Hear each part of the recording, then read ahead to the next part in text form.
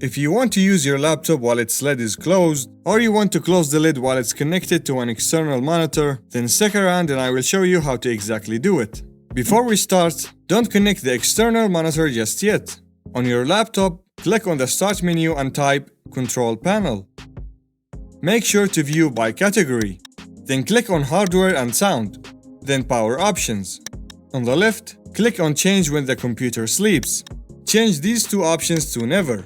This means the laptop won't go to sleep until its battery dies if it's on battery, or never sleeps if it's plugged in. Then click on Save Changes. Now click on Choose what closing the lid does. Change these two options to do nothing. Again, one is when your laptop is running on battery power, and one when it's plugged in. Then Save Changes. Now you can make the laptop run while its lid is closed, so that you can copy or download things for hours without sleeping or draining battery life. You can also connect an external monitor to it and essentially use it as a desktop. Before you connect the external monitor, connect an external mouse and keyboard. Then connect the external monitor. On your keyboard, press Windows key plus P.